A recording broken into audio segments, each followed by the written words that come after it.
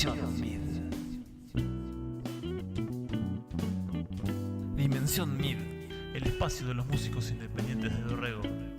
Amigos, charlas, música, proyectos y más en Dimensión Mid. Todos los viernes a las 21 por Radio Submarina.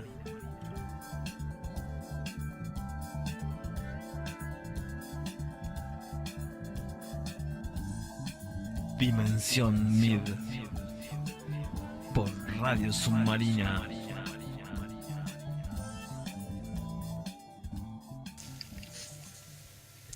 Hola, buenas noches, bienvenidos a Radio Submarina, bienvenidos a Dimensión Mid. Mi nombre es Fabio Macioli y hoy tengo el agrado de contar con un músico dorreguense con bastante historia, con que viene trabajando en la música hace varios años. Un gran músico. Estamos con Nazareno Furguelle. Hola, Nasa, bienvenido. Hola Fabio, muchas gracias, muy gratificantes las palabras, el reconocimiento. No sabía que era todo eso, Claro que pero sí. bueno, sí, un poco de historia, pero por ahí cuando me hiciste la invitación yo pensaba también, bueno, desde qué lado puedo yo estar mereciendo este tipo de reconocimientos. Y es cierto, siempre estuve cerca de grandes músicos, acompañando a muchos músicos, y yo por ahí no me veo mucho como un protagonista de la movida musical por ahí de Dorrego, si bien he tenido participaciones, pero sí es cierto que siempre he estado cerca, tengo muchos amigos, muy buenos músicos, y eso me ha hecho participar medio acompañando ese camino, y por ahí estaba muy bueno eso como biografía, ¿no? Claro. Me parece que te quita un poco la carga de la responsabilidad de ser el artista principal, pero a la vez experimentás todas esas Sí. cosas gratificantes del escenario, del público, del arte. Ni Sí, hablar, de fantástico. compartir. Y yo tengo recuerdos, ¿no? Que siempre cada vez que surge tu nombre o de pensar en vos o hablar de vos, siempre te relaciono con la música, porque bueno, desde chico ya siempre te vi con una guitarra, siempre te vi con gente relacionada a la música, y bueno, la imagen mía así que me representás es de músico, y bueno, he tenido no muchas oportunidades, pero te he escuchado tocar y cantar, y realmente, bueno, ¿cómo no vas a merecer estar acá? Bueno, muchas gracias. Sí, y también pensaba, bueno, ¿cuándo empecé con la música? Pues yo por ahí es como que no tenía o no había repensado cuál fue mi trayectoria, cuál es mi recorrido y cuál fue el origen con la música. Y creo que, no sé si decir paradójicamente, o hasta podría ser un titular medio gracioso, yo aprendí a hacer música en la iglesia. Fue muy loco porque era tocando la guitarra ahí en la iglesia del centro. Claro. Pero también te pones a ver quiénes estaban tocando la guitarra en ese momento y con quiénes cantábamos, y estaba Víctor Testán, y estaban Claro. Ariel y Hernán Felipe. Un bandón. Claro. Mariela García, que Claro. siempre iba tocando el órgano, es una tecladista, una pianista maravillosa. Sí. Entonces, gente, bueno, Víctor vive de la música hoy, los chicos tuvieron uno de los grupos más referentes, me parece, de la música vocal acá en Dorrego, ¿sí? Junto con el Vasco Ardanaz, que no estaba en la iglesia, pero bueno. Estaba ahí en el también, grupo dando vueltas. Y que son, bueno, de esa escuela, de esa corriente de formación que creó y que mantuvo y que creo que todavía sigue con la inercia que dejó, con la fuerza que dejó el Gordo Terrón, ¿no? Claro. Rubén Terrón. Ni hablar. Y bueno, ese fue el... Claro, bajo porque esa ala bueno, estaba. para quien no sabe, vos perteneciste también a toda esa camada, ¿no? Sos Sí. parte de ese semillero que dejó Rubén. Sí, yo música aprendí con ellos, que eran alumnos de él, y después seguí con Rubén, de una manera bastante asistemática también, pues yo empecé un par de veces en las clases que él daba en cultura, y como empezaban con teoría, solfeo y todo eso, y yo me aburría, yo quería rayar la guitarra, Sí. yo no soy un guitarrista, soy un guitarrero, o sea, me acompaño. Yo me aburría enseguida y arranqué 3 años y dejaba enseguida. Me acuerdo una tarde ya siendo parte del coro y eso, Rubén nos invita a tocar la guitarra en el patio, armando una de sus obras poéticos musicales. Y les dice, bueno, a Teo Arribas, a Oscarcito, a Richard Lozano y a mí. Me acuerdo que nos sentó a los 3 en el patio de atrás de la casa, cada uno con una guitarra, él con una también, y nos mostraba en la guitarra él qué es lo que teníamos que tocar nosotros. Porque claro. o sea, yo por lo menos no sabía leer música, probablemente los chicos sí supieran ya. Pero en medio era como la idea de Rubén, tenía la idea en la cabeza y te iba pasando los arreglos ahí más intuitivamente. Sí. Y aparte, bueno, uno los aprendía mucho más. Para mí era mucho más fácil. Claro, era eso. más didáctico, ¿no? Sí, era re didáctico ahí. Y así empezamos también. Y bueno, también de muy chiquito en el coro municipal, muchos años ahí, que eso es fantástico como te abre la cabeza. Cantar en un coro, pues uno está acostumbrado a escuchar a un cantante, a escuchar a alguien que haga una segunda voz, pero la polifonía esta, claro. de 4 voces como mínimo, sí, también. Te vuela la cabeza, básicamente, sí. ¿No? Y sobre todo cuando la consumís de alguna manera de muy chiquito, claro. Es como que la naturalizás. Yo desde el día de hoy que me cuesta escuchar cosas que no tengan una armonía medianamente compleja. Claro. Así todo, bueno, últimamente probablemente los últimos 5 o 10 años, me he tirado un poco más al chill out, a una onda así, a escuchar un poquito de esas cosas, claro. Para bajar, ¿no? Claro, por el otro tienen por ahí mucho, ¿no? Sí, o sea, generan en algún momento y a veces hasta sin quererlo demasiado, sí o sí te genera cierta tensión en la cabeza, pero porque te está generando emociones muy intensas. Claro, ¿no? claro. A mí me pasó justamente, ¿viste Agarrate Catalina, la murga? Fui a verla en vivo y eran tantas voces, tantas cosas que me encantaba, pero era como mucho, digamos. O sea, claro, no sabía ni qué escuchar, si la letra o la música o la voz o nada, ¿viste? Estaba genial, pero bueno, es como decís vos, pasar. Pero está bueno también consumirlo de chico o ir naturalizando esas cosas porque toda esa información simultáneamente te genera una multiplicidad de sentimientos y de sensaciones que, no sé, es como, por ahí, no sé si será muy afortunada la comparación, pero es como caer en las drogas duras, ¿no? Ya después de eso, cosas menos intensas ya no te generan esa sensación fantástica, ¿no? Claro. Pero bueno, pero hay tiempo para todo también, ¿no? Tiempo para poder disfrutar de eso que decís vos o de ir... O de poner un disco de Silvio Rodríguez con su guitarra o algún trovador. Que también, claro, y también creo que todo tiene su belleza ahí, ¿no? Sobre todo cuando son artistas auténticos, o sea, cuando son gente que honestamente hace lo más profundo y lo más bello que les sale. Claro. Y bueno, por ahí mi intención en mis composiciones, o bueno, creo que en todo lo que hago en la vida, tiene que ver con eso, con ser honesto y no ser muy barroco, aunque la música barroca me encanta también. No sé, Bach creo que es mi músico favorito. Ajá. Y así todo, me gusta mucho escucharla, pero yo no me identifico con generar ese tipo de cosas. Claro. Este verano, bueno, después de un par de años de insistencia de Rodri, empezamos a grabar algunas canciones y bueno, a mí no me sale esto de agregarle cosas. Yo soy de la guitarra y una voz. Claro. Es más, me encanta escuchar músicos y cantarles una segunda voz, ¿no? Andar haciéndole armonías por la calle con los auriculares. Claro. Pero con mis canciones no me sale, por ejemplo. Es muy loco. Mirá qué loco. Sí, me gusta mucho la cosa más minimalista, más despojada. Recién hablábamos de Fernando Cabrera y bueno, esa música del tipo solito con su guitarra, el trovador, despojado. Y así todo, son gente, no sé, si querés, yendo al mismo Uruguay, Cita Rosa, por ejemplo, son gente que hace una música, si se quiere, muy despojada, pero a medida que le vas prestando atención te das cuenta que tiene una profundidad, y yo asocio la honestidad de la que hablaba recién con eso. Claro. La honestidad es porque no es algo que te salió en el momento y lo hiciste, y es sencillito porque es solamente eso, no quiere decir superficial. La honestidad y la profundidad me parece que tienen que ver con madurar mucho tu conceptualización artística, tu poesía, tu música, Y eso tiene que ver con, bueno, también con mucho trabajo, ¿no? Claro. O sea, hacer una canción despojada, pero bella y profunda, es un trabajo enorme de pensar y repensar y analizar, o sea, y ver muchas veces qué es lo que más sensaciones te despierta de cada cosa que vas probando y dejarlo con eso, con ese detallecito solito. Y a veces inclusive, como juega en una de sus canciones Jorge Drexler, con el silencio, ¿no? Jorge Drexler tiene una canción que se llama Silencio y justamente lo que te metes en el estribillo Silencio. es silencio.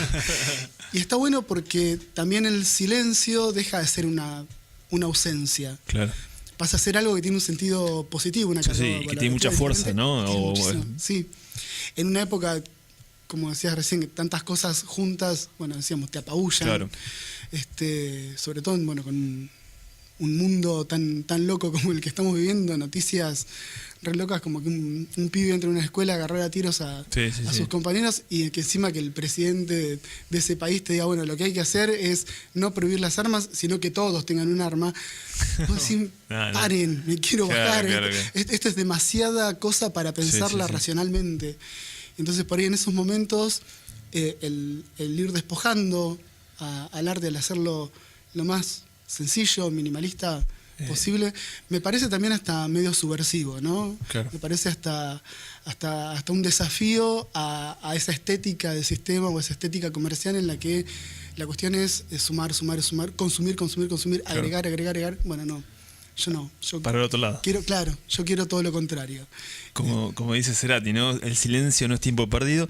Y te pregunto, ya antes de seguir charlando, esto que decís vos, ¿no? De la profundidad, de la autenticidad, de ser genuino, ¿tendrá que ver con hacerse cargo también un poco de uno mismo? O sea, sacarnos las caretas, ¿no? No con los demás, sino con uno mismo. Decir, bueno, a ver, empiezo a acabar, a ir más profundo, y ahí creo que se puede encontrar eso que decís vos. Sí. ¿Qué pensás vos? Está muy bueno lo que estás diciendo. Me parece que no solamente tiene que... O sea, creo que es re valioso eso de hacerse cargo de lo más interno de uno, de lo más íntimo de uno, que eso también me parece muy subversivo, se me está pegando la palabra, muy subversivo en el buen sentido, ¿no? De desafiar una estética superficial. Claro. En esta época podría pensar alguien desde lo que ves todos los días en la tele, por ejemplo, en esta época en la que ver una mujer desnuda ya prácticamente no es nada diferente, nada que a nadie escandalice. Justamente salir de ese desnudo físico y superficial, si se quiere, pero ir hacia desnudar lo íntimo de uno, sí. mostrarse como uno es auténticamente, me parece que es... O sea, me hiciste pensar en eso cuando estabas reflexionando en voz alta recién. Y también se me ocurría, porque es re loco como uno piensa polifónicamente también. Sí, también se me ocurría que tiene que ver con el valor de la palabra.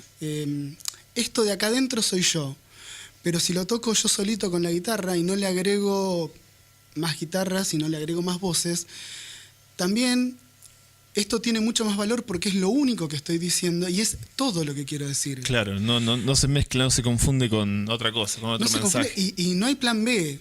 Yo todo lo que quiero decir es esta letra, esta melodía y este acompañamiento. Y al no meterle, como en el barroco, tantas melodías superpuestas a la vez, le estás dando mucha más importancia, o toda la importancia del tema la tiene solamente esa melodía, solamente esa letra, claro, y solamente esa armonía que estás poniendo. Entonces me parece que cuando más despojado lo estás haciendo, bueno, la carga está solamente en eso mínimo que estás diciendo, claro, y es enorme, es imponente, ¿no? Sí, tiene más fuerza todavía que... Es un poco como decía también John Lennon, ¿no? En una época cuando habían cambiado de productor, este nuevo productor, Spector, le había cargado de instrumentación a los temas y empezaron a llamarlo como que eran muros de sonido. O sea, no solo que no dejaba, digamos, cristalizar o o limpiar, digamos, el mensaje o la expresión, sino que en todo lo contrario, la tapaba, digamos, y le hacía un lastre, ¿no? Sí, sí, totalmente. Bueno, y Lennon tiene, sobre todo en esa última época, me parece una cosa muy minimalista. Me parece que ya de por sí los Beatles fueron pasar de las big bands a solamente 4 tipos, cosa que a nosotros hoy nos parece re normal, pero digo, en esa época pasar a solamente 4 tipos tocando y cantando, y pensar que los Beatles, que por ahí están bastante vilipendiados, cantaban a 3 voces, sin embargo eso ya era despojar un montón la obra artística, y me parece que eso también los cargó mucho de valor. Y me parece muy importante ahí también quiénes fueron los que más lo valoraron. Los primeros que lo valoraron son los jóvenes. Digo, más allá de todo lo que le gusta decir, me parece que socialmente estamos muy acostumbrados a menospreciar mucho a los jóvenes. Y sin embargo me parece que siempre no hay nada más honesto que un joven. Claro. Te puede molestar muchísimo la manera en la que lo dice y lo que dice, porque por ahí tiene una cosmovisión muy diferente a la nuestra, o la de uno que es adulto. Sí. Pero yo generalmente encuentro en los jóvenes mucha más honestidad que en los adultos. Claro. Tienen mucho menos que esconder y le dan mucho más valor a lo que quieren decir, y creo que inclusive se juegan mucho más por lo que dicen. Más allá de lo que se pueda pensar, no sé, yo esta experiencia la tengo mucho en las redes sociales, sobre todo. Me gustan mucho los jóvenes, y estoy haciendo una generalización porque en realidad son algunos jóvenes, no es que todos los jóvenes me parecen fascinantes lo que dicen en las redes, a veces me parecen superficiales, pero bueno, ¿quién de pibe no dijo pavadas? Sí, o sea, es normal, es parte ni hablar. de la socialización. Sí, sí. Pero sí conozco muchos jóvenes que dicen cosas que me dejan pensando mucho.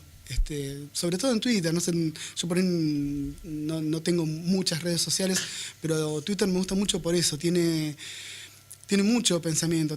Obviamente también tiene mucha pavada, tiene mucha operación de prensa, mucho troll, como todas las redes sociales, claro. Pero si vas eligiendo a qué personas seguir, y les vas prestando atención a esa gente que te llama la atención, me parece que me permite conocer mucho a cierta gente. Y fíjate qué loco, se me está ocurriendo ahora que también Twitter, si se quiere, es de las más despojadas de las redes sociales, porque bueno, ahora ya cambió esa modalidad, pero inicialmente Twitter te permitía escribir solamente 140 caracteres. Claro. O sea, cualquier idea que vos querías decir la tenías que transmitir en esa cantidad de palabras. En esa cantidad de letras y de espacios. O sea, ahí también tenía peso las letras y los silencios, porque el silencio se contaba como un carácter, ¿no? Entonces, tenías que aprender muy bien a sintetizar y a explicitar lo más posible en pocas palabras lo que ibas a decir, y a la vez te permite ver mucho de mucha gente, porque no ves esos posteos, kilométricos que ves en Facebook, por ejemplo.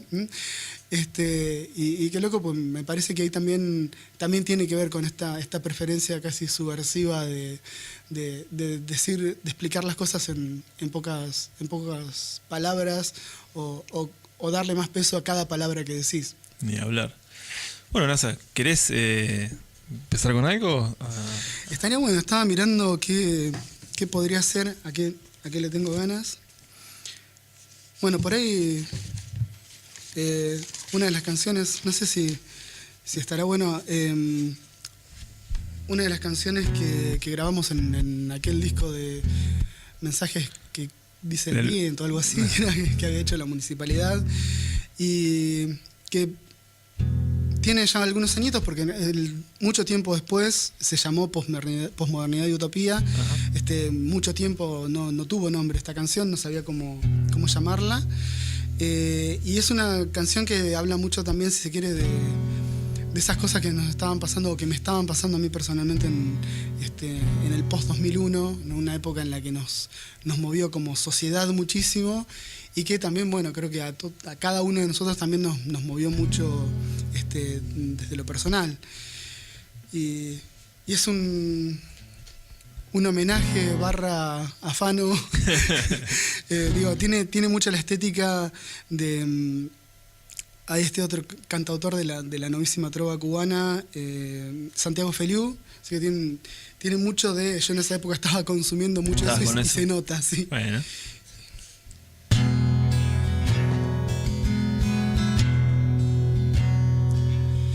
Yo no sé si es el cansancio, pues la humedad que hay en la casa, pues esta angustia, pues esta paz que no me alcanza. Yo no sé si es esta vida sin un sueño, pues esta soledad, silencio como de frío. Y yo no sé si es el camino o el horizonte que se pierde, o si es el polvo que se muerde sin ascenso, o es el número que tengo en esta procesión, si vengo sin venganza. Y yo no sé,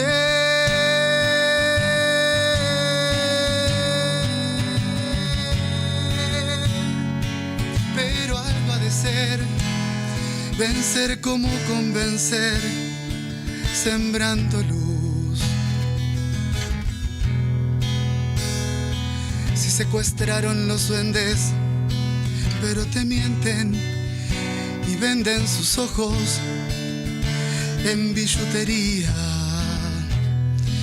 y miles de Cristos mueren como se queman Juanas de Arco por brujería. Dividiremos los panes, repartiremos los peces, no es necesario el milagro, el mundo tiene. Retomaremos las calles y se armarán las mujeres, y venceremos un día sobre el tirano. Y solo sé,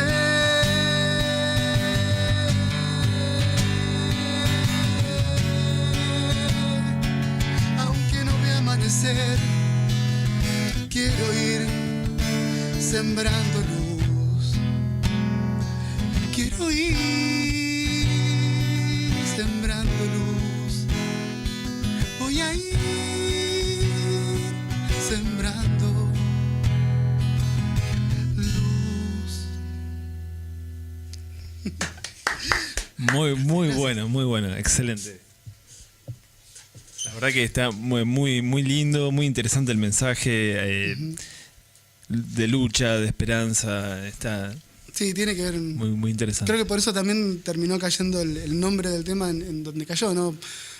Esta época de tantas incertidumbres, tan lejos de esos valores y discursos modernos, y así todo la utopía que es imposible dejarla, ¿no? Claro, O sea, siempre está ahí. Exacto.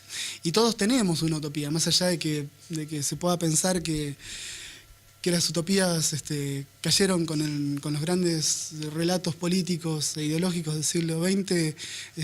Todos tenemos una utopía, todos tenemos un sueño de algo, todos tenemos esa proyección, todos soñamos también algo mejor para la humanidad, así que quieras o no, o lo llames como lo llames, se encuadra dentro de lo que es la utopía, me parece, ¿no?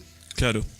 Y vos, Nasa, ¿cómo mezclás, digamos, tu otra, digamos, profesión, que es la de profe de historia, profe o licenciado? Profesor de historia y la música, o cómo mezclas eso, o cómo se gestan vos esas dos cosas. Creo que las dos inquietudes vienen del mismo lado, aquella escuela de Terrón que te decía, en la que empezábamos cantando y bueno, Rubén tenía una pertenencia hacia el género folclórico muy importante, muy grande, y una identificación con ese folclore que no solamente le canta al nacimiento de la nación argentina y a esos ideales federales y si quiere hasta particularmente a esa clase social del gaucho, del trabajador rural, y que cuenta mucho esas experiencias, sino que cada vez que terminábamos de cantar una samba o antes de empezar a cantarla, el gordo te prologaba con la historia de esa samba o con la historia de esa música o con la historia de ese ritmo o también con la historia a la que aludía, ¿no? Claro. Entonces es increíble cómo detrás de todo el arte hay un montonazo de historia, y yo, bueno, en ese crecimiento desde muy chico en la casa del Gordo, que fue mi segundo hogar, bueno, vos fíjate que, no sé, por lo menos 3, que me estoy acordando ahora, Rodri, Cristian de Marco y yo, rumbeamos para ese lado. Claro. Y los que no anduvieron muy lejos, ¿viste? Los que no se fueron para la música, la sociología. Sí, estando todo por ahí. Quedamos todos muy, muy cerquita de ese humanismo en el sentido renacentista del humanismo, ¿no? Claro. Ese humanismo, a mí me gustaba, sobre todo mucho en la universidad, lo que tiene por ahí el conocimiento científico moderno es que cada vez se va hiperespecializando más. Entonces vos estás en la universidad y tenés no solamente las materias de cada periodo y cada especialización, sino que después cuando vas a hacer una orientación te volcás muy específicamente en un periodo. Entonces, no sé, teníamos gente trabajando sobre la grasa y el sebo en el Río de la Plata, por ejemplo, y vos decís, ¿esto para qué sirve? ¿No? Muy debate de ahora con el CONICET, pero ¿y esto para qué sirve? Y sí, vos entendías cómo funcionaba una sociedad a partir de cómo se organizaba uno de los servicios principales que tenía que ver en ese momento con la alimentación, con la iluminación y un montón de cosas. Pero está bien, vos profundizabas mucho esos conocimientos y el resto lo perdías de vista. Claro. O sea, es como que el resto te quedaba muy lejos.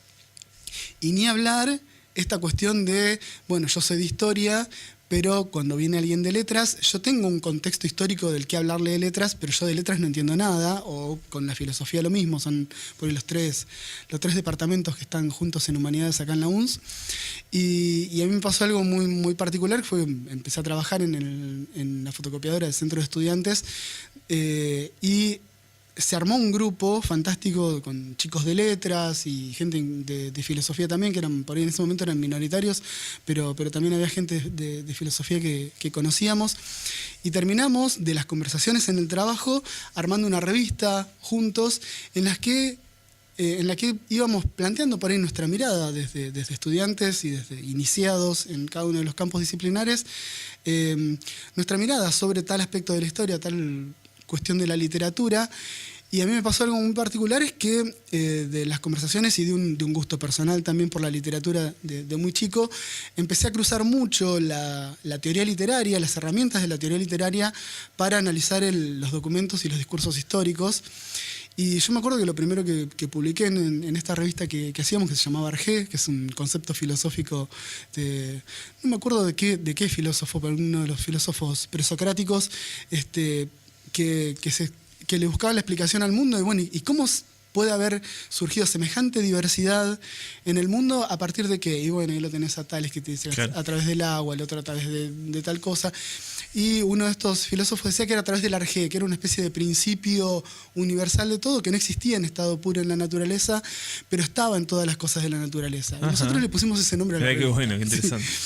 Sí. Y en esa revista yo publiqué esto, y bueno, muy medio, si se quiere, también provocativamente, porque por ahí lo que buscábamos era justamente llamar la atención y generar debates. El título de mi artículo era que la historia la escriban los poetas. Y tenía que ver con un cuento de Pedro Argambide, pero también con quiénes eran los encargados de contar la historia para los mayas, por ejemplo, que justamente no había historiadores, sino que eran los poetas los que contaban la historia. Y yo jugaba con esas herramientas de la crítica literaria para analizar el discurso histórico, y terminaba en eso, en que en realidad no es que dejemos de ser historiadores, es que seamos historiadores apreciando toda esa belleza que vemos en el barrio de la historia, claro, pero también acercándonos a herramientas que nos dan otras disciplinas. No nos quedemos solamente en la mirada del historiador. Claro, porque, perdóname que te interrumpa, mi modo de ver es que si no le agregás esos condimentos que decís vos, en este caso la poesía, como que la historia queda como muerta, ¿no? Como que ya pasó, quedó allá enterrada, y en cambio si lo reves con esta intención de buscarle la belleza o lo lindo, lo poético, como que ya adquiere vida, ¿no es cierto? Ajá, sí. Bueno, pero fíjate que esta apreciación que vos haces es cada vez más difícil hacerla a medida que vas ascendiendo, si se quiere, en la investigación científica, justamente por la hiperespecialización que te decía, la que te va llevando la formación académica. O sea, es como que cada vez te vas encerrando más en el triángulo de tu oficina y tu mirada apunta solamente a un lado, que es ese lado que vos estás trabajando. Y, ojo, no está mal. Eso es lo que le ha permitido a la humanidad de los últimos 200, 300 años avances tecnológicos increíbles, ¿sí? Porque es incomparable con lo que ha sido inclusive la humanidad desde hace 10.000 años hasta ahora. Entonces, no es para quitarle mérito, pero por ahí es para tampoco perderse el resto. Digo, no es raro que un científico pueda ser un excelente científico pueda ser un excelente artista. Ricardo Rojo es uno de los capos de la física en Argentina y en el mundo, y también tiene unos discos de guitarra y discos con Mercedes Sosa que no podés creer que tipo no sea otra cosa que guitarrista, por ejemplo. Claro. Entonces, no, está bien, son genios. Yo no podría pretender ser tantas cosas a la vez. Los tipos son privilegiados, pero se puede. Y es, como te decía, esa mirada humanista en el sentido renacentista. Da Vinci tenía esa mirada. Está bien, para Da Vinci puede haber sido más sencillo, por un lado porque el tipo era un genio, pero por el otro lado porque el conocimiento socialmente acumulado era mucho menor. Pero hoy por hoy nos podemos permitir, sobre todo, bueno, Internet creció un poco con ese sentido, compartir conocimiento entre universidades y entre especialistas, y ahora tenemos todos el acceso a todo ese conocimiento, y lo importante es, bueno, formarnos para poder aprovecharlo, ¿no? Claro. Cosas que tenemos a la mano, ¿cómo hacemos para acceder a ellas y para entenderlas? Porque también esa sobreinformación también es peligrosa, si no está bien, digamos, organizada o bien dirigida. O si no sabes vos organizarla. Claro, bueno. Si no el tema de los pibes por ahí, ¿no? Que son más que tan... Claro, yo pensando en eso también te lo decía. Me parece que el rol de la escuela hoy no es enseñarle las fechas de la Revolución Francesa y de la Batalla de San Lorenzo a los chicos. Con un clic lo tienen en el teléfono. Claro. La cuestión es cómo hacemos para que ellos sepan cómo organizar esa información, cómo jerarquizarla y cómo usarla en su provecho, ¿sí? Porque, bueno, esto de que la información es poder no deja de ser cierto. La información es poder. La cuestión es que ahora un montón de información está a disposición, pero no todo el mundo sabe cómo encontrarla. Bueno, en educación nos pasa muchísimo que muchas cosas se están digitalizando, se están pasando al mundo virtual desde lo administrativo, digo, sobre todo, ¿no? Y así todo hay gente que no sabe hacerlo. O me pasa en el aula, trabajamos con búsqueda en internet y bueno, vamos cambiando los criterios de búsqueda, o sea, las palabras que usás para pedirle al buscador de Google o al buscador que quieras, pero todo el mundo usa Google, sí. Al buscador, qué es lo que estás buscando, porque no es lo mismo si vos le tirás textualmente una frase que copiaste de la consigna que yo te di, a que si vos comprendiste esa consigna y le tiraste 3 palabras y te da una información mucho más precisa que la que es la que vos estás buscando. Entonces, bueno, aprender a hacer eso me parece que es el desafío fundamental de la educación en el sistema educativo. Y ojo, quiero también aclarar esto. Educación, yo lo digo desde mi rol de docente, pero la educación no es solamente escolarización, pasa por la casa, pasa por el grupo de amigos. La educación que todos tenemos es mucho más amplia que la que aprendimos en la escuela, aunque la escuela también muchas veces termina haciendo muchas cosas que deberían haberse hecho en la casa de otro lado. Pero así todo, digo, me parece que esa ubicuidad de toda esa información disponible en internet, por ejemplo, o que cualquier amigo la tiene porque accedió en internet a ella, está bueno que sepamos compartirla, que sepamos trabajar en grupos, que armemos nodos, que armemos redes. Bueno, redes, ahora te tendría que pasar la guitarra y pedirte que lo toques, porque me parece el himno del MID debería ser, es fantástico, pero es ese principio. Sí, es muy interesante, ¿no? O sea, y sobre todo, bueno, tu visión desde el lado de la docencia es, como decís vos, un desafío constante, ¿no? Porque, bueno, por todo lo que veníamos hablando, y está muy bueno, debe ser muy interesante porque debes ir cambiando o amoldándote a las nuevas circunstancias. Como va todo tan rápido, digamos, es como que tenés que estar así, atajando por acá, por allá, y debe ser... Es un laburo fascinante. desgasta mucho, creo que por eso también hay un montón de reconocimientos históricos hacia los docentes que lamentablemente hoy se consideran privilegios y que se están cuestionando, y está bien, también es cierto que hay muchos docentes que abusan de muchas cosas o que no son representativos de estos valores que yo digo. De hecho, los profes todo el tiempo nos peleamos por estas cosas. Claro. Creo que me terminé siendo amigo de Ramón porque teníamos esa misma mirada cuando estábamos en una sala de profesores llena de profes con una cosmovisión totalmente diferente. Entonces, nosotros veníamos con esta otra onda más inclusiva, pero aparte también más del desafío de trabajar desde lo que es significativo para los chicos y claro. Eso. Y nos terminamos poniendo codo con codo una vuelta porque nos estaban cascoteando el rancho a los dos alevosamente. Claro. Y terminamos siendo no solamente amigos, sino tocando juntos. Eso claro, y eso me imagino que ha sido importantísimo el rol de o haber vivido las épocas, ¿no?, de la música, de tocar en bandas o en reuniones a la hora, ¿no?, de volcar toda esa información o esa visión sobre la educación. Porque es re loco que tus profesores de la escuela sean músicos o artistas. Es totalmente diferente. Que quizás siempre los hubo, ¿no?, profesores artistas, pero creo que venimos de una generación donde venimos con esos condimentos, ¿no? Es muy cierto eso que decís. Sí, es cierto que se nota. Nunca se me había ocurrido mirarlo desde ese ángulo. Pero es cierto que es una sensibilidad que uno tiene por ahí inmanentemente desde la práctica artística y que es cierto que te abre muchas puertas a la hora de, si querés, hasta haciendo una analogía, analizar qué es lo que quiere el público, porque tus alumnos son tu público. Sí. Yo me acuerdo que de esto hablábamos mucho con mis compañeros cuando recién nos recibimos y nos dispersamos porque cada uno terminó en lados diferentes, pero seguíamos teniendo contacto y uno extrañaba, yo extrañaba la época de ser estudiante cuando me quejaba porque claro, tenía que rendir un final y tenía que prepararme con pelos y señales para decirle al docente todo lo que él pretendiera de mí, pero una vez que me recibí yo pasé a dar clases ante 40 profesores que me estaban tomando un final simultáneamente. Claro. Porque los pibes, aparte yo empecé a trabajar en un primer año, son en los primeros años de secundaria de ahora, que son los chicos de 12 años, que aparte está bueno también, me parece un desafío fantástico, como el de trabajar, que no lo he hecho con alumnos de primaria, pero debe serlo en ese mismo grado. Trabajar con pibes que tienen muchísimo de la curiosidad todavía intacta y aparte que no tienen por ahí, yo notaba mucho en la diferencia con los chicos de 16, 17 años, yo los agarraba después más grandes,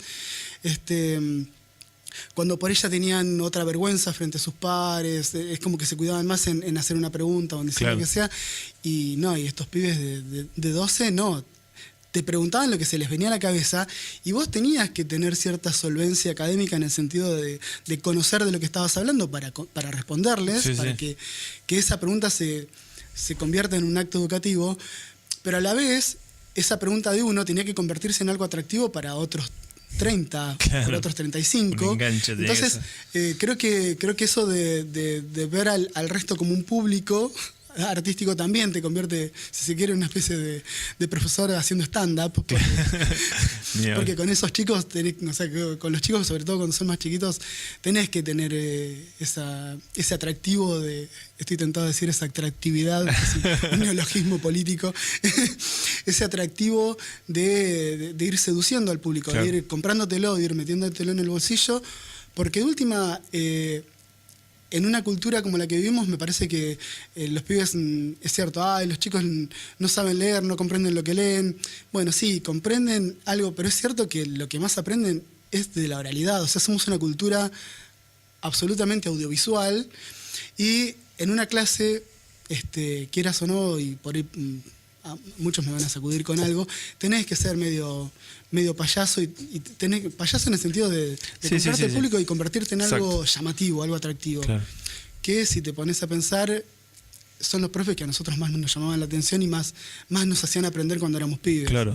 Me parece que muchas veces a los colegas se les olvida cuando eran estudiantes. Seguro, como una figura más solemne, más, ¿viste? Más rígida y creo que también es una figura más cómoda, ¿no? La figura que es la misma delante de todos los cursos es una figura mucho más cómoda que la que en pibes de 12 años es un poco más histriónico, y con pibes de 16, 17 sabe que no le puede pedir que, no sé, que hablen demasiado adelante de sus compañeros porque hay otras cosas en juego, claro, que tienen que ver con la edad que están transcurriendo, con esa etapa de la vida en la que el temor al ridículo por cualquier cosa chiquitita se puede convertir en algo fatal para tu vida.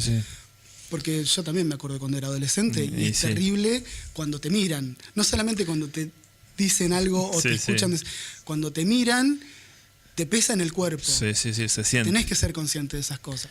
Che, Nasa, ¿y vos le tocás algo a los chicos? ¿Así le cantás una canción o algo? No acostumbrás? No soy muy de llevar la guitarra al aula, casi nunca. Nos ha pasado, sí, por ahí con aquellos más chicos de organizar cosas un poco más histriónicas, pero hace muchos años ya que no doy a los chicos de primeros años. De hecho, ya hace un par de años que me quedé solamente con un curso, que licencié todo el resto cuando comencé por ahí a desempeñar otras funciones en instituto, claro, y eso, dejé un poco de dar clase.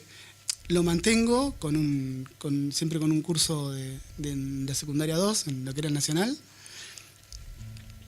y que los últimos años me vienen tocando cursos fantásticos, con gente con la que me permito por ahí desafiarlos también a hacer estas cosas, no públicamente, sino trabajando en grupo, los contenidos. Nos pasó, por ejemplo, con Segunda Guerra Mundial el anteaño pasado.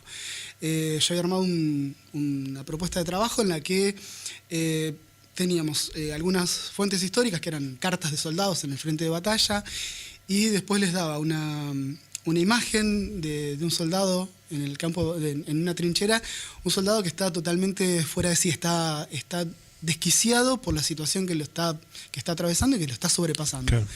Entonces, lo que yo les pedí era, a partir de estos insumos, escriban una carta ustedes como si fueran soldados. Y uno de los pibes me dice, pero si yo en vez de una carta quiero hacer una obra de teatro. Y buenísimo, o sea, lo que estás haciendo es producir, así que buenísimo, dale el formato que quieras. Y a mí me cuesta, o sea, la otra chica de otro grupo por allá atrás, a mí me cuesta por ahí también lo de la carta, y me gustó cómo lo explicaste más sencillo. Yo quiero hacer como un cuento para nenes. Perfecto, hacete un cuento infantil. Genial. Y terminamos convirtiendo un práctico que tenía un esquema ya y que era relativamente creativo, porque no tiene que ver con la típica de copiar y pegar preguntas y respuestas, hacerlo, pero por iniciativa de ellos, en algo mucho más creativo. Entonces está buenísimo eso, cuando le habilitás a los pibes la creatividad. Creo que hay artistas en potencia por todos lados. Entonces, es cierto, claro, no llevo la guitarra, pero creo que arte hacemos todo el tiempo. Exactamente, hay muchísimas formas de poder sembrar eso ahí, y es súper válido y está muy interesante. Nasa, ¿querés tocarnos alguna cosita? Dale, estaba pensando ahora que hablábamos del Gordo Terrón y eso, que por ahí alguna de las cosas más tirando folclóricas. A ver si encuentro algo. Traje mis cuadernitos. Yo tengo todas mis canciones anotadas en papeles, como verás, todas con distinta lapicera, con distinta letra. Pero tiene su magia también, no es que venís con la notebook y viste sino que sí, bien despojado y bien. Y me estaba acordando de una, a ver si la llevo a encontrar esa samba, y si no, me toco alguna que encuentre acá la pasada. No, me parece que no la encontré. Porque eran, o sea, yo también con el folclore tengo una relación muy prolongada, si quiere. Siempre escuché folclore, pero nunca fui muy formalista, ¿no? Nunca supe bien cómo eran las formas tradicionales. O sea, yo escuchaba folclore más de proyección, los huancahuá, y no tenía esta concepción hasta mucho más grande de que el folclore es para bailar y por lo tanto tiene que tener una estructura específica. Entonces he hecho aires de, o sea, el gordo me perdonó, Terrón siempre me perdonó, o me dio como el permiso de no decir que era una atrocidad lo que estaba haciendo, que era un sacrilegio, una herejía, sino que era un aire de chacarera, un aire de samba. Y una cosa que hice que quizás sea un ritmo y yo no lo conozco, pero no sé, cuando me puse a tocarlo suena en una cruza entre cueca y samba, pero bueno, entre cueca y tonada me parece, o tonada y samba, no sé, pero es esto que tampoco tiene nombre. No, ¿cómo era?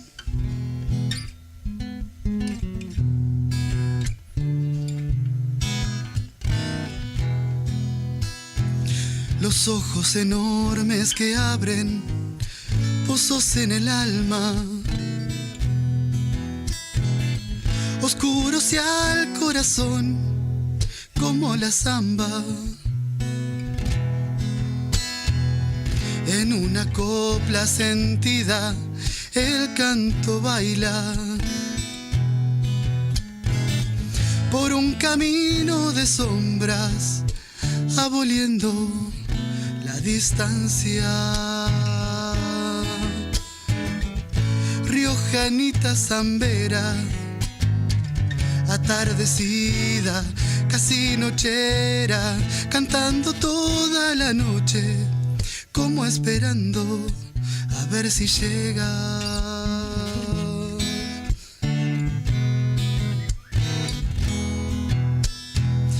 La boca que evoca los cerros plenos de agua,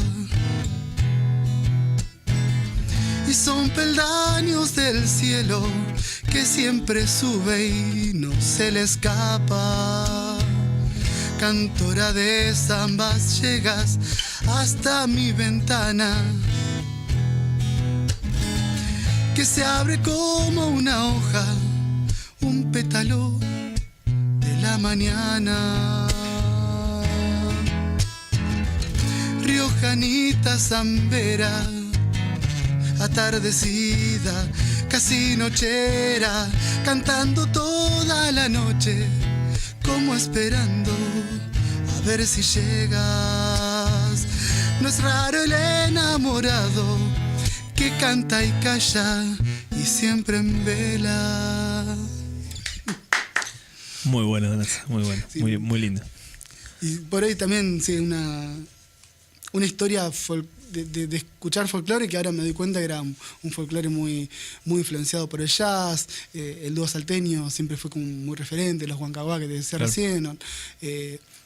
Ahora ya de más grande redescubrí los Nocheros de Anta, que son, creo que eran un cuarteto vocal y con un par de guitarras, pero tiene unas armonías endiabladas, así con mucha disonancia, mucho juego de voces, que tienen, a pesar de unas grabaciones que no tienen mucha fidelidad, ¿viste? No son unas cosas muy locas, tienen muchísima influencia del jazz también. Claro.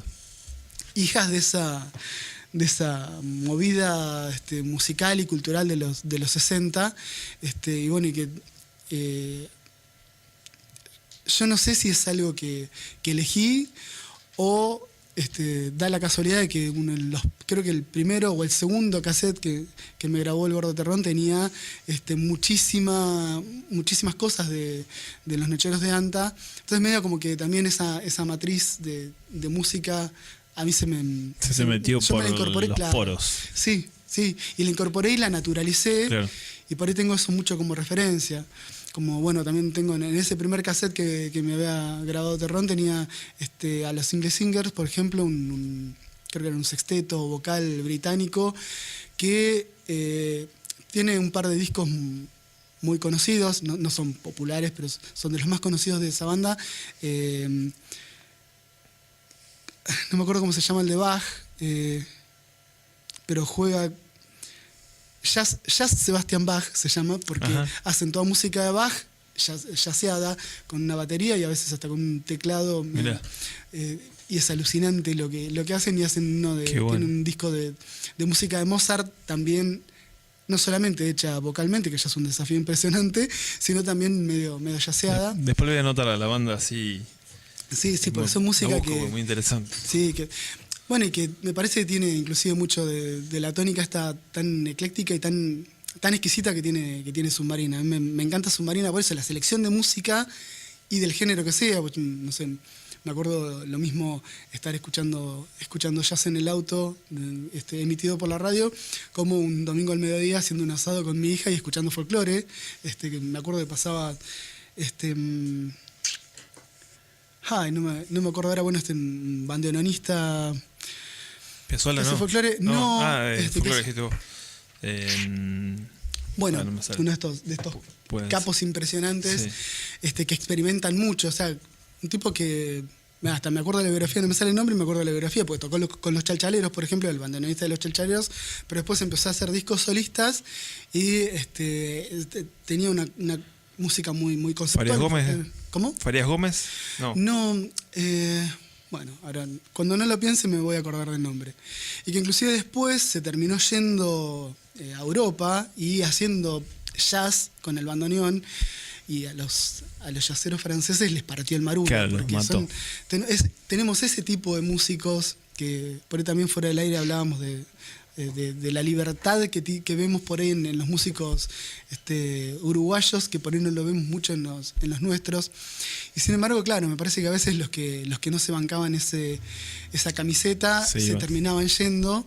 Y bueno, qué sé yo, más allá del debate, que ya me parece re inservible de si Piazzolla es tango o no, cuando Piazzolla no se bancó más, ese clima en Buenos Aires se fue y hizo probablemente, no sé, la base de lo que es el tango electrónico, porque no solamente no se arrepintió de lo que venía haciendo, sino que se tiró más y se puso la campera de cuero con tachas y en Italia hizo unos discos que te dan. Yo me acuerdo no sé, de estar escuchando esos discos de Piazzolla y con ganas de hacer poco, porque te levanta así, o sea, te pone eufórico, te carga mucho, bien, y te carga, te recarga la energía que transmite.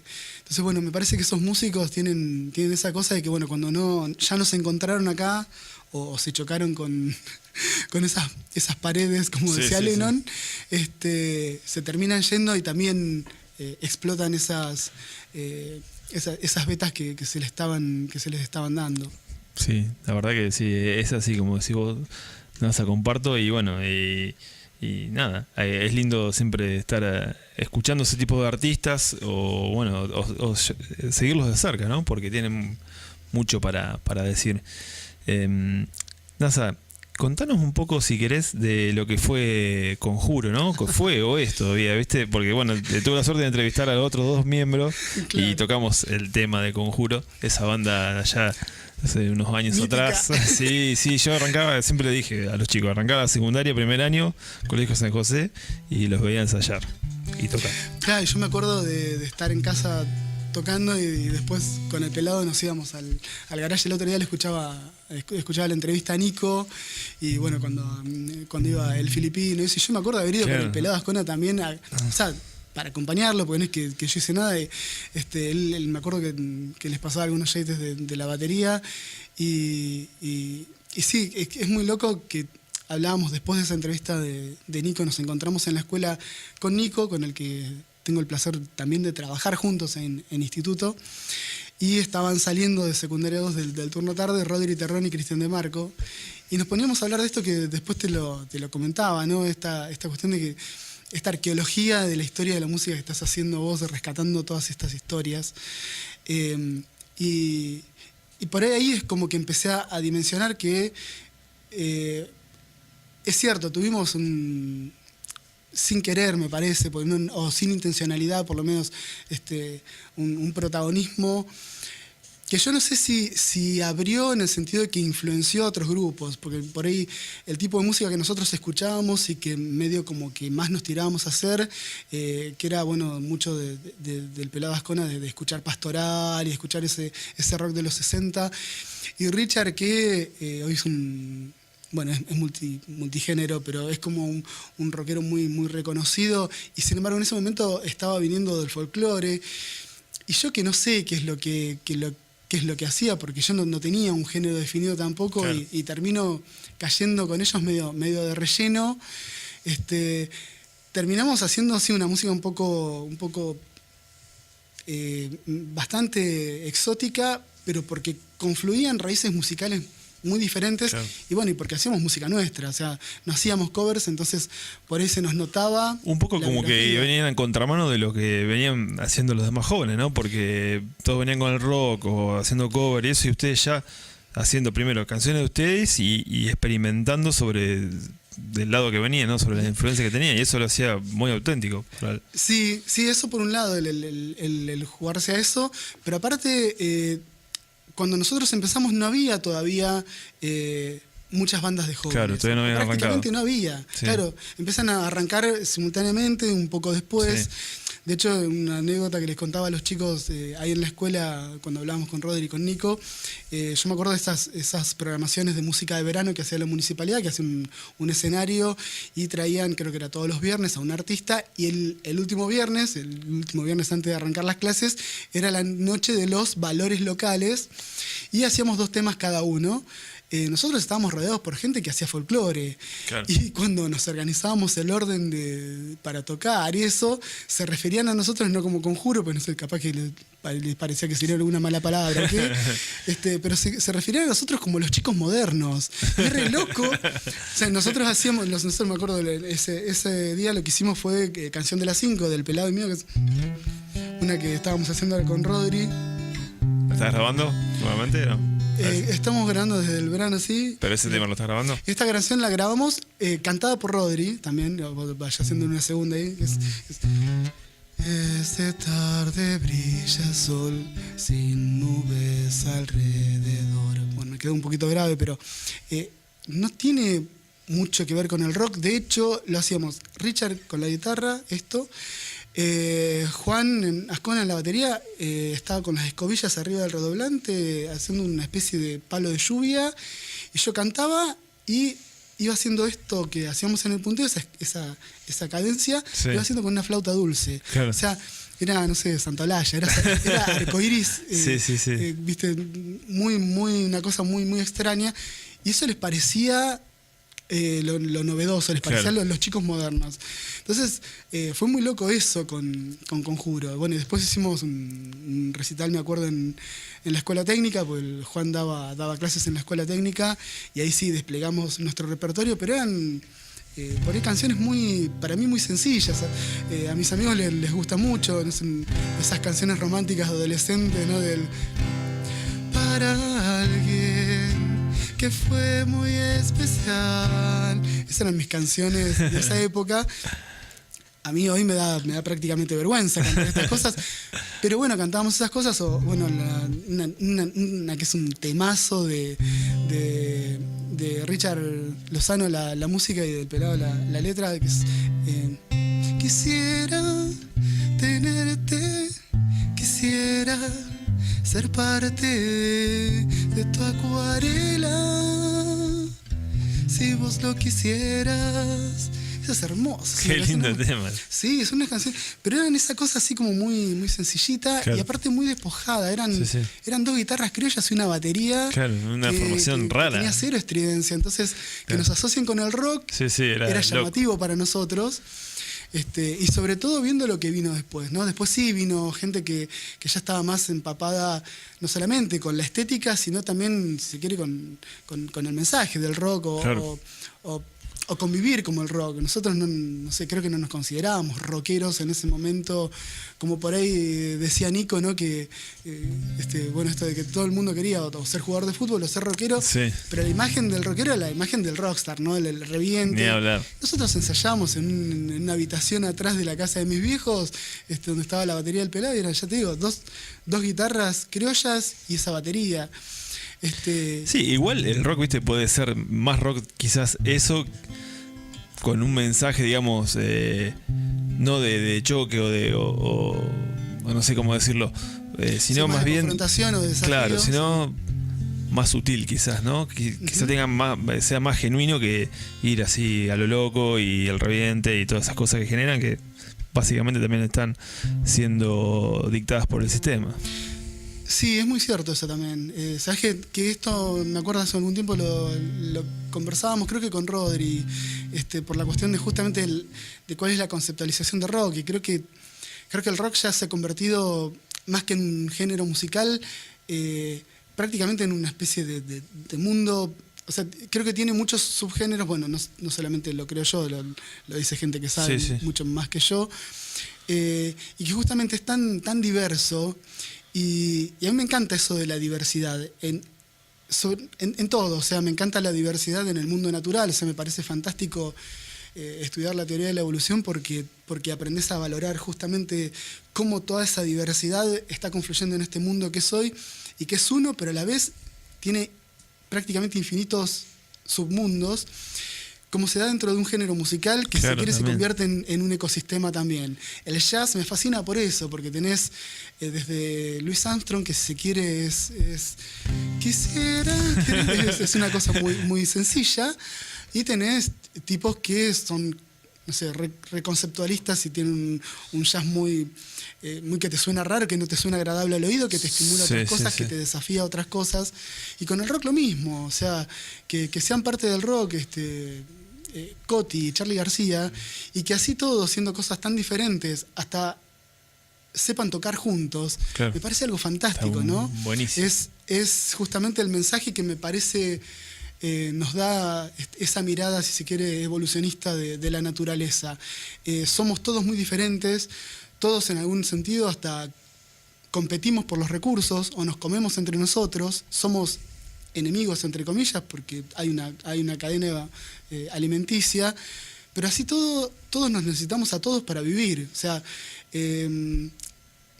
dicho muy burdamente, el león se come a la gacela, pero el león sabe que si se come todas las gacelas se muere de hambre. Claro. Entonces, bueno, ahí viene una de las, si quiere, de las conceptualizaciones menos conocidas del evolucionismo, que es el de coevolución. Los seres humanos evolucionamos de un ancestro, nos fuimos en tantos estadios, tantos años, todas esas cosas que te dicen, lo que generalmente no te cuentan esos manuales de biología o de historia cuando te cuentan la evolución, es que vos vas evolucionando con los seres vivos que tenés alrededor. Es esa mirada, si querés, casi hippie de la naturaleza como armonía. No es un mundo armónico en el sentido de que todos nos llevamos bien y nadie se pelea con nadie o nadie se come a nadie. Es un mundo armónico en el sentido de que, aún comiéndonos a nosotros, no vamos a tender a destruir al otro porque lo necesitamos para seguir viviendo. Claro. Si en un ecosistema una especie extingue a la otra, está corriendo el riesgo de extinguirse a sí misma. O sea, se está desafiando, se está castigando y se está condenando a la autoextinción. Claro. Entonces, bueno, me parece que el rock también se ha convertido en esa especie de mundo natural, diverso, y cada vez estoy más fascinado con el concepto de diversidad. Desde la cuestión de pensar la diversidad sexual a la diversidad en la naturaleza, o a esto que estamos diciendo ahora, la diversidad en la música. Y sobre todo porque hago música también, escribo, canto, ejecuto algunas cosas, pero lo que más placer me da en la vida es escuchar música, conocer ese mensaje que los artistas me están dejando, y yo poder tratar de entenderlos y de apreciarlos y de disfrutarlos. Eso que decía Borges, de que quería que más que como un escritor lo recuerden como un gran lector. Bueno, me parece que es válido para todos. O sea, para ser músico no necesitas ser, como decíamos hoy, el líder de la banda. Claro. Yo he vivido haciendo segundas voces, he pasado fantástico. Claro. No se pierdan esa oportunidad maravillosa de quitarse el estrés de ser la estrella, pero a la vez tener el placer enorme de ser parte del show y de estar al lado de una estrella. Yo creo que haber tocado con Rodri, haber tocado con El Gordo Terrón, haber tocado con Richard y con El Pelado, haber tocado con Ramón, hizo que, no sé, yo jamás me hubiera imaginado. Creo que hace 20 años, si me hubieras dicho, vas a tocar punk con Ramón en un Rock Amigo, yo digo, no tiene nada que ver conmigo. Sí. Y sin embargo, bueno, me encantó subirme a tocar eso y decir, bueno, no lo hice tan mal. Sí, no, ni hablar. Eso desde el vamos. Y segundo, que está re bueno también. Lo más importante creo que es sentirte parte, ¿no? Por ahí, desde tu lugar o de lo que uno puede aportar, por más pequeño o grande que sea, si te sentís parte, ya está, digamos. Exacto, sentirse incluido, que me parece que es lo Lo que probablemente ahora medio en sesión de terapia acá con el psicólogo, probablemente haya sido lo que creo que ahí puedo enlazar por qué también me acerqué tanto a la música de adolescente. O sea, yo me veía muy diferente a mis compañeros de secundaria, no a mis amigos, porque mis amigos en realidad eran toda gente más grande, o sea, el gordo.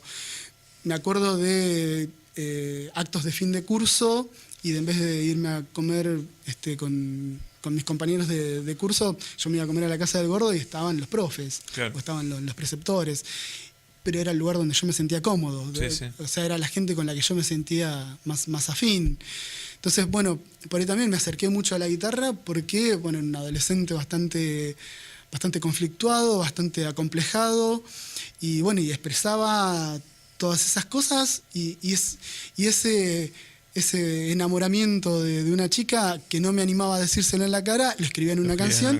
Y ahí tengo esas canciones que me dan vergüenza, pero me dan mucho cariño también, claro, porque claro. veo a ese adolescente que era, Sí. qué ganas de abrazarlo. No, pobrecito, son joyas. Creo que si las ves de ese lado son gemas muy valiosas y que están buenísimas, porque representan, como decís vos, ese adolescente o chico que fuiste en algún momento, que creo que hoy, siendo adulto, está bueno reconocerlo y mirarlo, mimarlo también, ¿no? Porque de hecho creo que lo importante de la adultez es que podamos tener ese niño y conservarlo y que no dejar que se muera nunca, ¿no? Sí.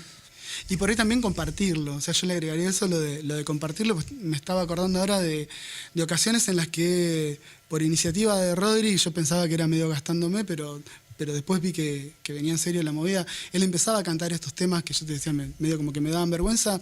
Y es cierto, a los adolescentes que estaban con nosotros, o sea, me acuerdo cuando Rodri hizo el coro de la escuela secundaria 2 y llegamos con torneos bonaerenses hasta Mar del Plata, y estar guitarreando en el hotel y cantar estas canciones y que los pibes y las chicas se asombren porque eran cosas nuestras. Y claro, está bien, ellos se sentían identificados con eso. O sea, eso que para mí era estéticamente algo que no me parecía muy llamativo, porque yo lo que escuchaba ya era mucho más complejo. Claro. Es cierto, por ahí para ellos estaba mucho más bueno, y creo que está bueno eso también, de poder socializarlo y que a alguien le sirva para expresar o para proyectar una situación complicada de su propia adolescencia, que no es poca cosa, ¿no? No, para nada. ¿Querés tocarte algo? Dale, bueno, algo al azar, vamos a ver qué... Pues en realidad ni siquiera traje una lista. Podría haber armado algo, pero bueno, estaba medio hasta las manos con el laburo. No, mejor que salga así. Sí, que salga más espontáneo. De hecho, ya venía con esa idea también. Bueno, me va a permitir hacerlo medio... Sí, lo que quieras. Medio espontáneo. A ver, para que primero voy a tener que encontrar alguna que me acuerde.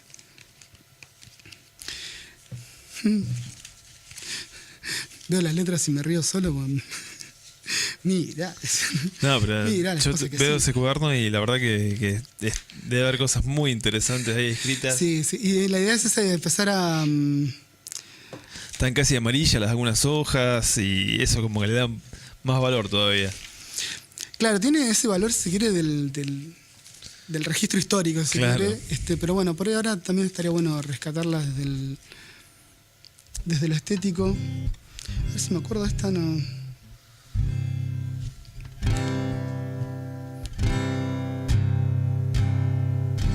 No sé cómo será tu nombre, dulce sueño de papel.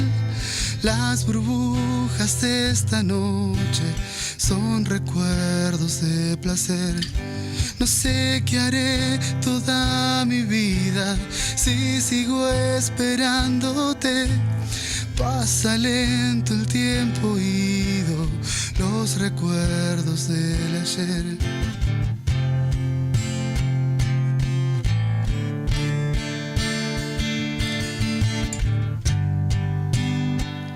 Dibujan los ojos del perfume de tu piel. Son pétalos de jugo dulce y miel.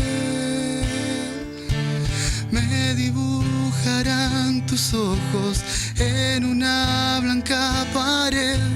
Llamarás a los fantasmas recordándome.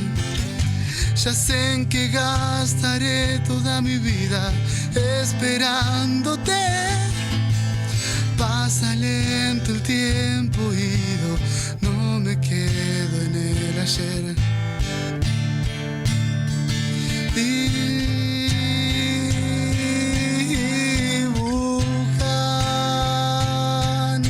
los ojos el perfume de tu piel. Son pétalos de jugo dulce y miel. Los ojos del perfume de tu piel. Son pétalos de jugo dulce y miel.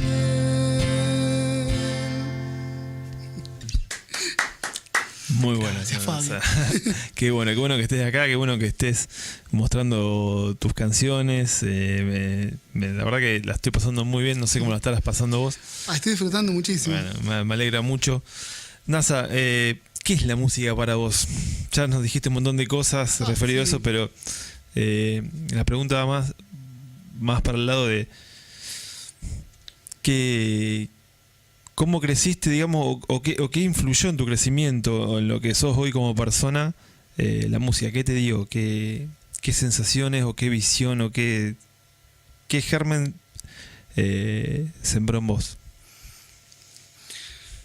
Creo que haciendo por ahí hasta un raconto de las cosas que me fuiste haciendo decir, porque me fuiste llevando por reflexiones, inclusive cosas que por ahí no había pensado antes. Creo que me enseñó a expresarme o me brindó un canal para expresarme, un canal que yo en el momento en el que más lo necesitaba, por ejemplo, que era en la adolescencia, que decía, no tenía otros, o sea que en ese momento fue únicamente la música. Creo que fue esta época tan prolífica de escribir, porque por un lado, mis compañeros tenían intereses recontra diferentes, generalmente no tenía amigos de mi edad, y mis amigos eran gente más grande que por ahí también estaba o sea, tenía la misma sensibilidad, pero tenía intereses distintos, propios de gente más adulta. Entonces yo por ahí con ellos medio como que jugaba a ser el adulto, pero cuando necesitaba resolver mis complejos, mis conflictos, mis rollos, a la que tenía era de la música. Y es muy loco porque yo aprendí música y hago música de una manera muy intuitiva. Yo no tengo teoría musical, yo no sé teoría, no sé solfeo, y sin embargo por ahí me encuentro ahora haciendo estas cosas y veo que tengo una canción en la que en el estribillo le cambiaba el ritmo, por ejemplo, y digo, mirá, sí. Pero eso también Llamativo, porque era mucho tiempo de estar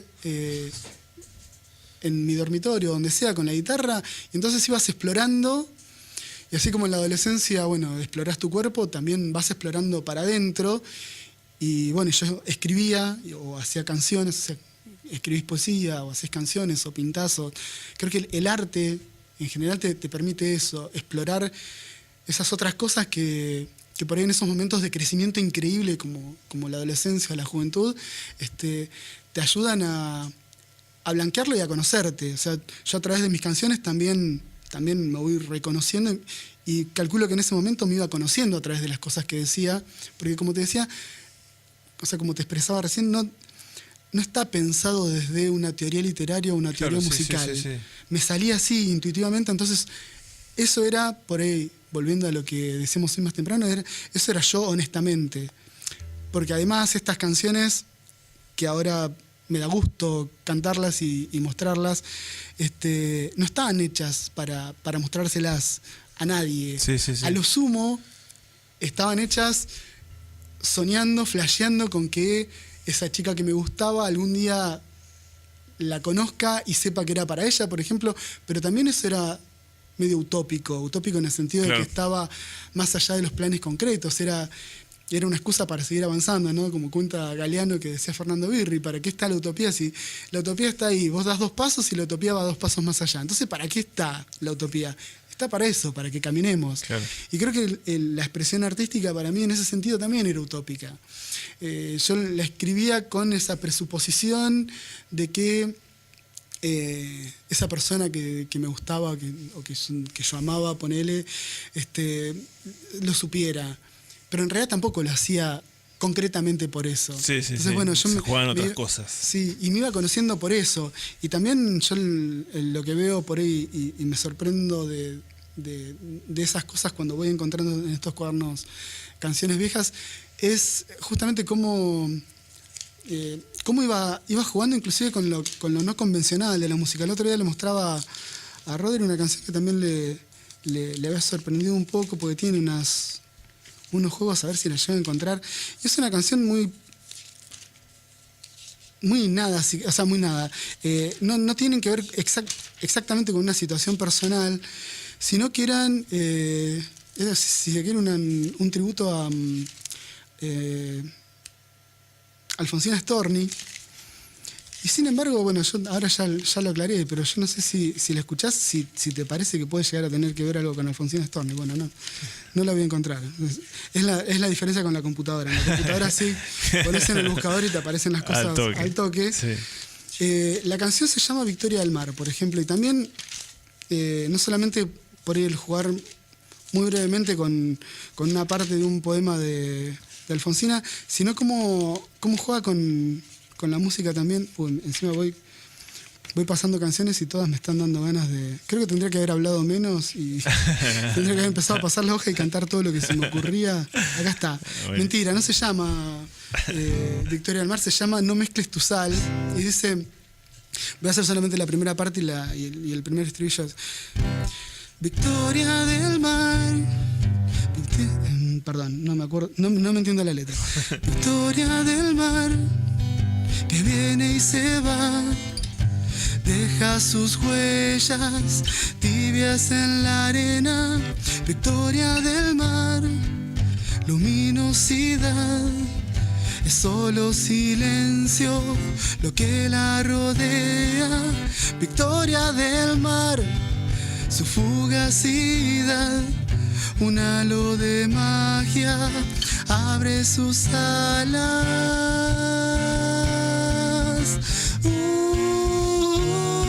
Victoria del Mar, sola en su camino, sola en su necesidad.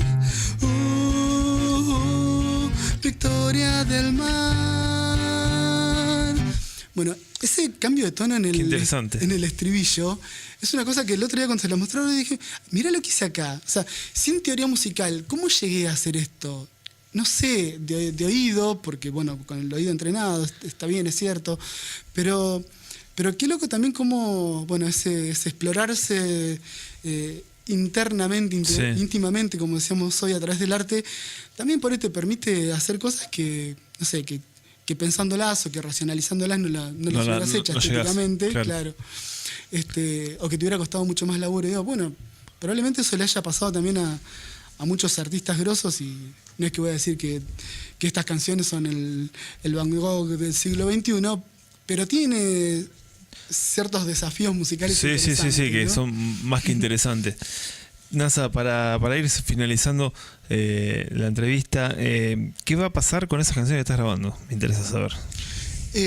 Todavía no lo tenemos muy definido, de hecho colgamos un poco, o sea, las responsabilidades de Rodri, bueno, el inicio del ciclo lectivo que implica también el doble de laburo para mí, y esas cosas, ponernos hace 15 días más o menos o más que no nos cruzamos o que no nos ponemos de acuerdo, pero la idea es grabar todo así medio espontáneamente, con buena calidad, porque Rodri por ahí lo que tiene que estar buenísimo el estudio, pero hacer las cosas así medio espontáneamente, medio despojadas, y compartirlas en SoundCloud o en alguna red así. La idea es también largarlas, claro, socializarlas, soltarlas un poco. Sí, abrirles la jaula del cuadernito de hojas amarillas, y que bueno, que si a alguien le vienen bien o si a alguien le gustan, seguramente que le va a gustar a mucha gente, y está bueno eso que decís vos, de soltarlas un poco, y que están hechas para ser escuchadas, y bueno, que cada uno que le gusta la tome y y se pueda nutrir de eso. Presentación, no, por ahora no. No sé, en realidad no, tampoco sabemos cuánto tiempo nos va a llevar a grabar todo lo que queremos. Va tranquilo, digamos. Porque, bueno, hay un montón de canciones que yo quiero grabar, pero también están todas las canciones que hicimos con Rodri, que estamos grabando juntos. Por ahí lo que se nos nota con Rodri después de tantos años de amistad es que se nota mucho cuando componemos juntos, porque por lo menos yo, son canciones que no me animo a hacer solo. Claro. Son canciones que creamos juntos. O sea, son la mezcla sí o sí. O sea, para mí hacer, no sé, tenemos un tema, un homenaje a Tunión, por ejemplo, que está hecho desde el vamos, con dos voces, que si vos me preguntás cuál es la primera, yo no sé cuál de las dos es la primera. Porque me parece que todo el tiempo van jugando. Claro, entre una y otra. Que, si se quiere, son dos primeras voces. Claro. Una canción muy loca con mucha disonancia y un ritmo de balsecito, una cosa que también fuimos, o sea, es como que te vas largando a hacer cosas que solo no te animás. Qué interesante para. Y también para bueno, de los dos fanáticos absolutos de Raúl González Tunión, de un poeta un poeta porteño, pero que anduvo acá por los pagos de White, y que era muy de esa onda de los puertos. Eso, bueno, le escribimos a ese Juancito Caminador, que es el personaje de Tunión, hablando de Tunión y citando, si se quiere, todos los referentes de la poesía de Tunión, no sé, las personas, los puertos, los prostíbulos, toda esa estética poética de Tunión está ahí de una manera que me parece que, aunque Rodri es un super genio, solo no lo podría haber hecho, y aunque a mí muchas veces intuitivamente de casualidad me salen cosas buenísimas, tampoco lo podría haber hecho solo nunca. Claro. O sea, necesariamente es un tema de los dos, por eso también me parece que está bueno, es un tema que quiero muchísimo, ese tema de Juancito es un tema que me fascina, aparte de la cuestión afectiva con Rodri, ¿no? O sea, del cariño que le tengo a Rodri, y que un poco por eso lo proyectás también en la música que escuchás. Es un tema que solito, no sé, hasta le veo colores, es muy loco cómo lo percibo, y bueno, es un tema que por ahí no podemos no hacer juntos. Buenísimo, esperamos para escucharlo. Resuelto, sí, vas a ver que eso, no sé, y está bien, yo creo que por ahí, bueno, también tiene un marco de referencia, un contexto medio cargado, creo que es un tema que no está hecho para cualquiera, te puede gustar estéticamente, te puede gustar lo que dice, te puede gustar el juego de voces, pero si sos Rodrigo y yo, lo vas a amar. Sí, porque si tenés ese contexto que compartimos con Rodri, claro. de ese tipo de música, y además del conocimiento de la obra de Tunión, creo que te vuela la cabeza. Sí, como que los conecta a muchas cosas, digamos. Sí. Y lo hace así tan... Y que lo tenés que escuchar más de una vez, porque la primera vez probablemente te apabulle también con tantas sensaciones que pueda despertar juntos. Noto que estoy como hablando muy bien de las cosas que hago, parece que soy un pedante. No, para nada. Estoy pecando de falsa modestia, pero no, en realidad estoy hablando de la música. Y de lo que te entusiasma, lo que te gusta, y está buenísimo que lo puedas ver de esa manera. Tampoco, viste, está muy bueno eso que decís vos, la falsa modestia. Bueno, si hay que hacerse cargo un poco, si te gusta lo que estás haciendo, genial. Eso me parece fantástico. Nasa, llegamos al final de la entrevista. Me encantó que hayas estado. La verdad que, sinceramente te digo, muy interesante, y creo que da para hacer otra más adelante, porque hay mucha información, mucha historia, mucha música, y que en una hora y piquito no llegamos, digamos, a saciarnos, pero bueno. Bueno, capaz que en la segunda temporada. En la segunda temporada seguramente ni hablar. Y bueno, y esperemos que también encontrarte en el próximo Mid Festival, por ahí, dale. Como decís vos, no llevando, digamos, adelante tu figura, pero bueno, acompañando de alguna manera. Estaría copado que puedas estar y disfrutar todo este colectivo que intentamos armar, ¿no es cierto? Sí, que está buenísimo eso, cómo cómo rescataste toda esta historia y cómo reflotaste un montón de cosas, y cómo también le estás dando un impulso genial, me parece, a la música de Dorrego. La verdad que, Fabio, eso, bueno, yo te lo dije personalmente, pero me parece que está bueno reconocerlo públicamente. Cuando una persona porque en realidad está bueno ver que vos como músico no te estás proyectando vos, estás queriendo que toda la música salga. O sea, no estás peleando por tu protagonismo, sino porque todos mostremos lo que tenemos.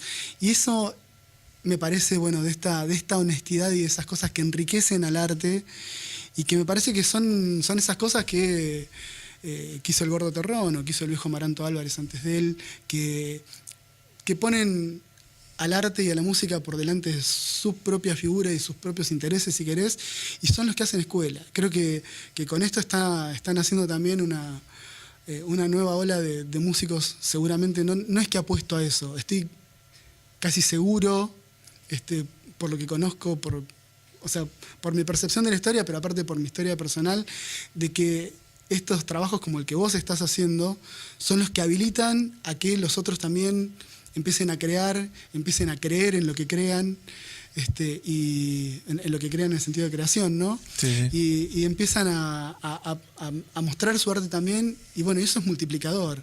Y creo que eso es lo que en un mundo tan loco, tan frustrante a veces y tan enfermizo como este mundo que nos...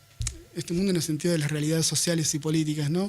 que estamos viviendo, es lo que te sana, es lo que te cura, y a mí me hizo muy bien estar hoy acá, porque vengo, bueno, de un tiempo laboral bastante complicado, muy intenso, muy cargado, con momentos de frustración en los que, bueno, me he largado a llorar solo, como hace años no lloraba por nada feo. O sea, últimamente venía llorando de emoción nada más, el nacimiento de mi hija, esas cosas maravillosas que te da la vida.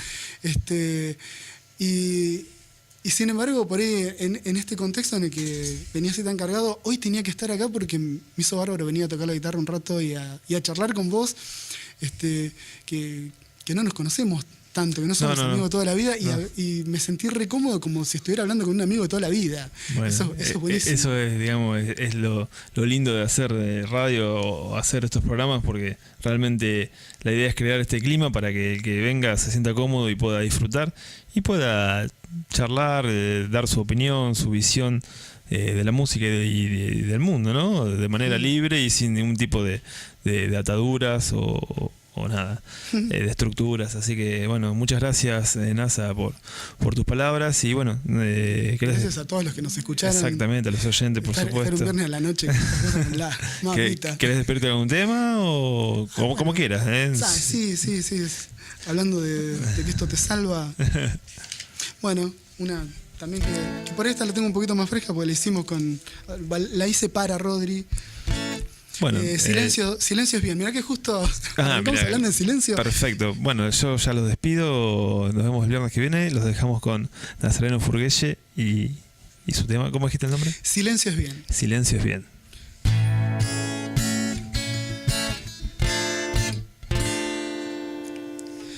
Quise hablar de tu dulzura, quise hablar de la luz que das, quise hablar de la amargura de saber que no estás.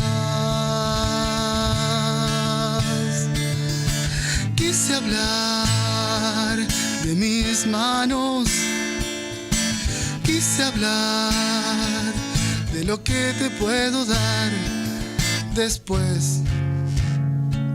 Nada circunda esta sutilidad. Amor, amor, amor.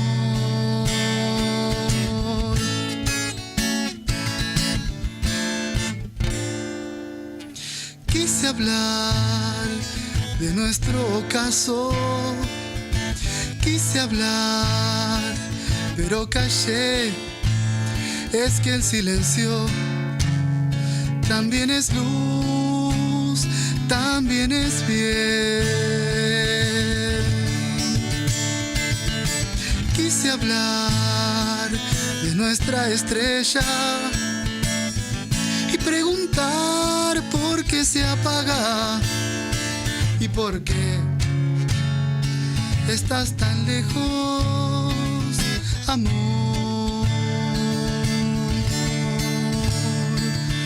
Amor, amor, amor.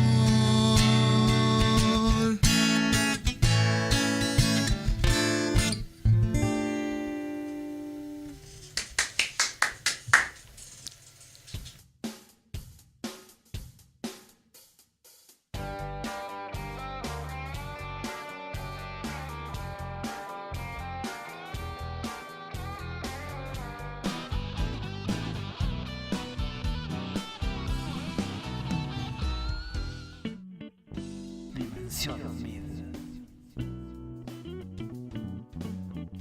Dimensión Mid, el espacio de los músicos independientes de Dorrego.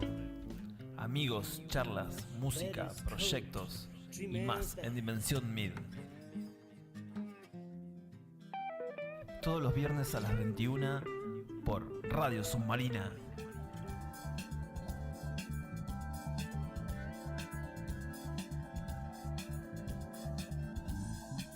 Dimensión Mid por Radio Submarina.